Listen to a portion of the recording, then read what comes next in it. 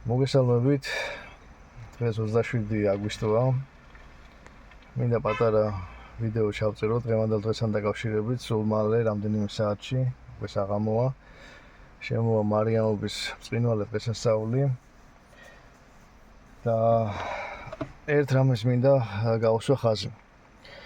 როგორც წესი, მარიამობას ან სრულიად ხსნილია, ან ნაწილობრივ ხსნილია ხოლმე, ყოველ შემთხვევაში ამას გვეუბნებიან მღვდლები.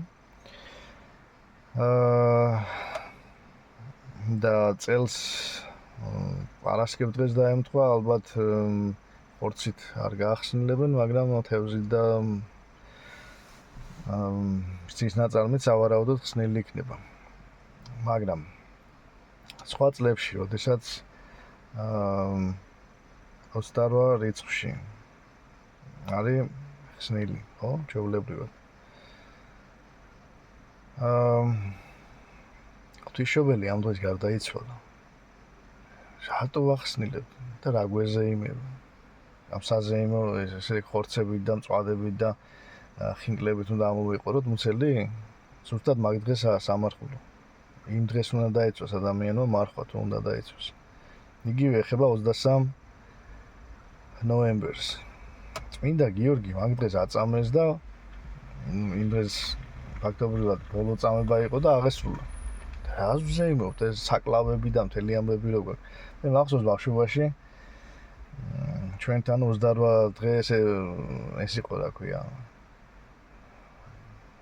რუსულ ტერმინს და პრიჩინად იყენებდნენ ადამიანები, რომ აი მარიამობა მოდის და მოდი ვიქეიფოთ და მთელი ნახევარი სოფელი იკრიბებოდა, შეყრიბავდნენ თანხას, მოყავდა დეკეულიდან დაწყებული, ავიც მე 1000-ნაირი საკლავი და მიდიოდა ღრეობა. ერთ სანდელსაც კი არ დაანთებდა არავინ სუფრაზე. თუ ვისაც არ წამს, მაგრამ მე მორწმუნე ადამიანებს მივმართავთ 28 რიცხვში. არაფრით არ შეიძლება იყოს ეს დღე ხსნილი, იმიტომ რომ ღვთისმშობელი გარდაიცვალა და სამხიარულო დღე არ არის. აი წითელი პარასკევი როცა არის, ხო? ყველაზე მძიმე მარხვა, იმიტომ რომ მაცხვარი ჯვარს აწვეს, იმიტომ რომ ყველაზე საშინელი დღე იყო ეს, ხო? სამგლოვიარო დღეა. იგივე ეხება 11 სექტემბერს. უმძიმესი მარხვაა მაშინაც ნაცრისმცემლის თავის კვეთაა.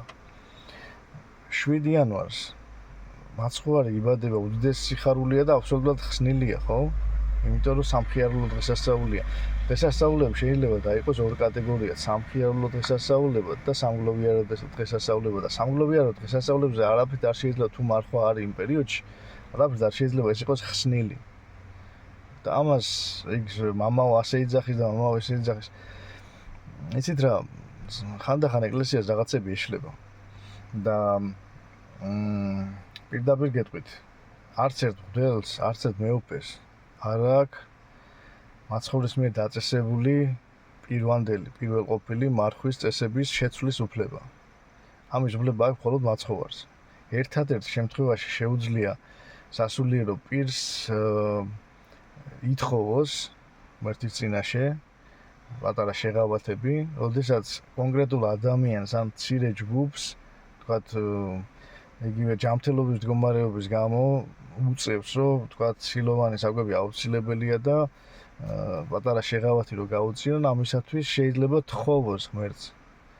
და არა ესე რომ საზოგადოდ ვიღაცამ გამოაცხადოს, რომ მთელი ქვეყნის მასშტაბით ეხლა ხსნილია და მორჩა. ან ზოგიერთი მეუფეები თავიანთ ჭკუაზე რო წყვიტავენ, არის ლოკალური დღესასწაულები, როდესაც იქაური მეუფე გამოაცხადეს, რომ მე ვახსნილებ ეხლა თევზით და აბა შეუბერეთ. მეუფეს არავინ არ კითხავს გახსნილებას.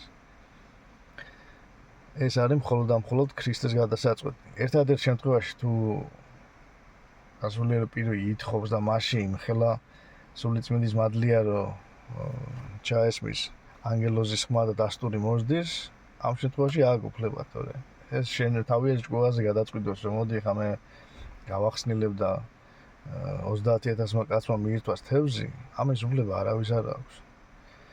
ერთი სიტყვით იმის თქმა მინდოდა ჩემო კარგებო, რომ 28 არ არის ხსნილი და მამაო ამას ამბობს და მამაო იმას ამბობს.